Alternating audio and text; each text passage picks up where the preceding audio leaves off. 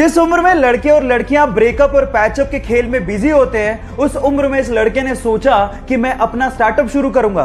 17 साल की छोटी सी उम्र में उसने अपना कॉलेज ड्रॉप आउट कर दिया, वो भी अपने पेरेंट्स को बिना बताए, और अपना स्टार्टअप शुरू किया। हालांकि वो स्टार्टअप इतना नहीं चल पाया, फेल हो गया, लेकिन उसने हार नहीं मानी।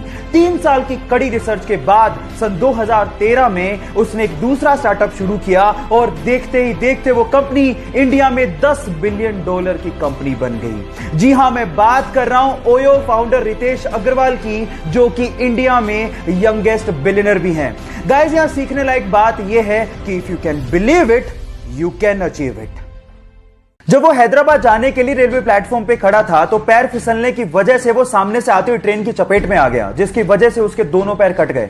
2 घंटे तक उसको किसी ने हाथ भी नहीं लगाया और 6 घंटे की मशक्कत के बाद उसे अस्पताल पहुंचाया गया, जहां पर डॉक्टर्स ने उसकी मां को कहा कि इसके शरीर से पूरा खून बह चुका है, अब वो जिंदा नहीं बच सकता। लेकिन फिर भी उसकी मां ने कहा कि चाहे जिंदा रहे या मरे, मैं इसका इलाज जरूर कराऊंगी क्योंकि ये मेरा बेटा है। जैसे तैसे पैसे जुटाकर उसका इलाज करवाया गया। वो जिंदा तो बच गया, लेकिन उसने अपने पैर गवा दिए। इस सिचुएशन पे उसके भाई ने उसका साथ छोड़ दिया। लोगों ने उसे भीख मांगने तक की सलाह दे दी, लेकिन उसने कहा कि मैं भीख नहीं मांगूंगा, मैं हार नहीं मानूंगा। उसने जिम ज्वाइन किया, अपनी बॉडी बनाई, वीडियोस अपलोड की और बहुत सारे लोगों के लिए एक मिसाल बन गया। उसका नाम है देव मिश्रा, जिसने हमें यह सिखाया कि जिंदगी हौसले से जी जाती है। एक सुपर हीरो मूवी में हीरो के किरदार की बजाय अगर विलेन का किरदार आपके दिलो दिमाग पे छा जाए तो आप सोच लीजिएगा कि विलेन ने कितनी मेहनत की होगी। सिर्फ एक जोकर विलेन के किरदार के लिए वो 45 दिन तक होटल के कमरे में बंद रहा।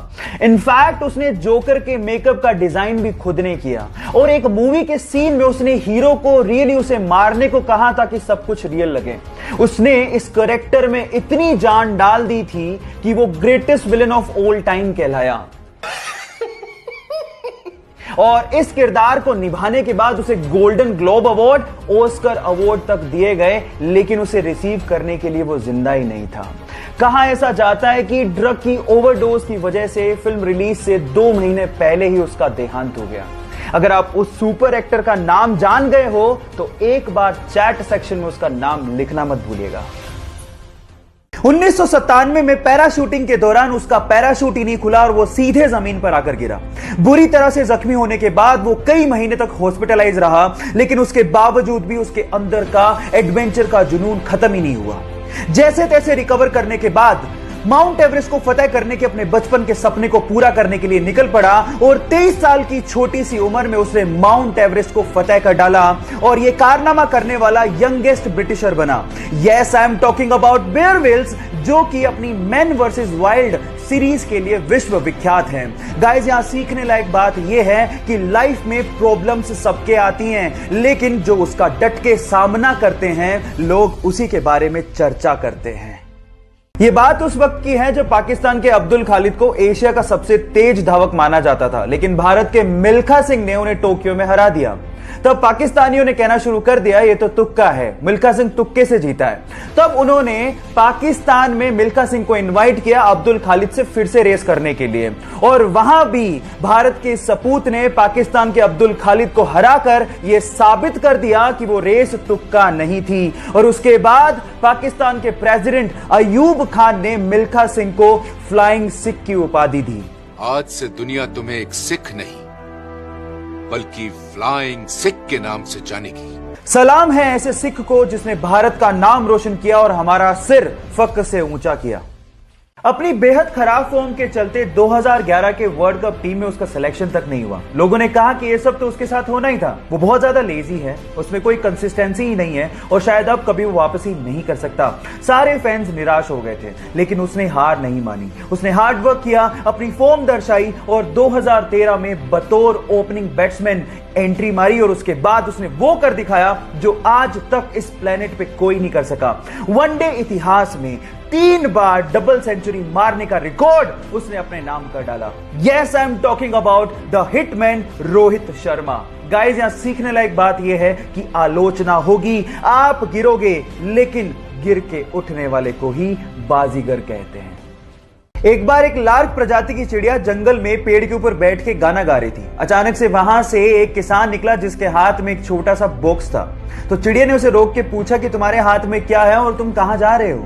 तो किसान ने जवाब दिया कि इस छोटे से बॉक्स में छोटे छोटे से प्यारे से कीड़े हैं जिसे बेचकर मैं पंख खरीदने जा रहा हूं। तो चिड़िया ने जवाब दिया कि पंख तो मेरे पास भी हैं, क्यों ना हम एक काम करें, तुम मुझे कीड़े दो, बदले मैं तुम्हें पंख दूंगी जिससे मुझे कीड़े ढूंढने नहीं जाना पड़ेगा। तो उसने शॉर्टकट दिमाग में लगा लिया। किसान ने कहा ठीक है, मुझे कोई प्रॉब्लम नहीं है।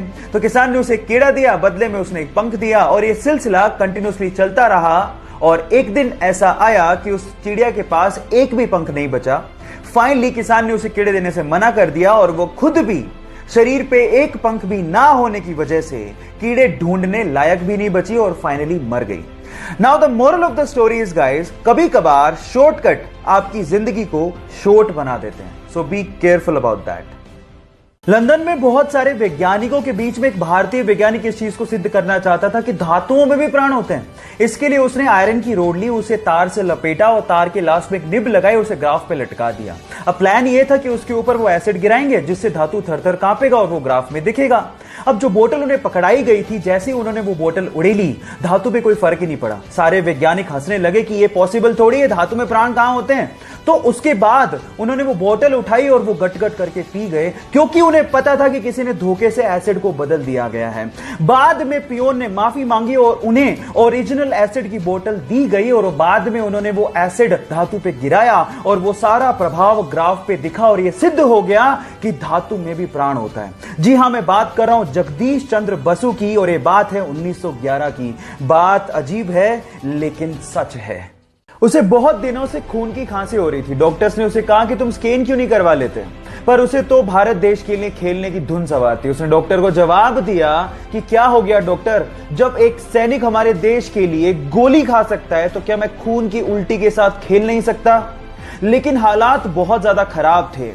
जब रिपोर्ट्स आई तो पता लगा कि उसे कैंसर है और इसके क्योर के लिए उसे बाहर जाना पड़ा। वो कम से कम 1 साल तक अपने खेल से दूर रहा। लोगों ने यह तक कहना शुरू कर दिया था कि अब कभी वो वापसी नहीं कर पाएगा, लेकिन उसने मेहनत की और वापसी करने के बाद उसने अपने वनडे करियर का सबसे बड़ा स्कोर बना डाला। Yes, I am talking about Yuvraj Singh, जिनका कहना है कि अपनी तकदीर को तुम खुद लिखो और कभी जिंदगी में हार मत मानो। एक बार एक बंदा सुबह अखबार पढ़ रहा था। अचानक से उसकी नजर डेथ कॉलम पे पड़ी जिसमें उसका नाम लिखा हुआ था। यह देख के वो हक्का बक्का रह गया। एक्चुअली गलती से अखबार वालों ने उसका नाम छाप दिया था। वो सोचने लगा कि मैं जिंदा भी हूं कि नहीं। थोड़ी देर में होश में आने के बाद उसने सोचा कि मैं देख तो लूं कि लोग मेरे बारे में लिख क्या रहे हैं। तो जब उसने देखा तो वो हैरान रह गया। एक्चुअली उसमें लिखा हुआ था कि डायनामाइट का बादशाह मर गया, वो मौत का सौदागर था। ये शब्द देख के वो सेल्फ रियलाइजेशन में चला गया और सोचने लगा कि मरने के बाद क्या इस तरह से लोग मुझे याद रखेंगे। उसके बाद उसका हृदय परिवर्तन हो गया और उसके बाद उसने शांति के लिए काम करना शुरू कर दिया। Yes, I am talking about Alfred Nobel, जिसे हम नोबेल प्राइजेस के लिए याद रखते हैं। अब मेरा सवाल आपसे यह है कि मरने के बाद आप क्या चाहते हैं कि लोग आपको कैसे याद रखें? चैट सेक्शन में लिखना मत भूलिएगा। एक किसान एक व्यापारी को डेली 1 किलो मक्खन बेचता था। अब एक दिन परखने के लिए उस व्यापारी ने मक्खन को तोल के देख लिया कि वो मक्खन 1 किलो है कि नहीं है, और वो मक्खन 1 किलो नहीं निकला। इस बात पे व्यापारी किसान को अदालत ले गया। अदालत में जज ने किसान से पूछा कि तुम किस बाट का इस्तेमाल करते हो। तो किसान ने कहा कि माय बाप, मैं तो अनपढ़ हूं, मैं कोई बाट का इस्तेमाल नहीं करता, लेकिन मेरे पास एक तराजू है तोलने के लिए। तो भी जज ने कहा कि तुम तोलते कैसे हो।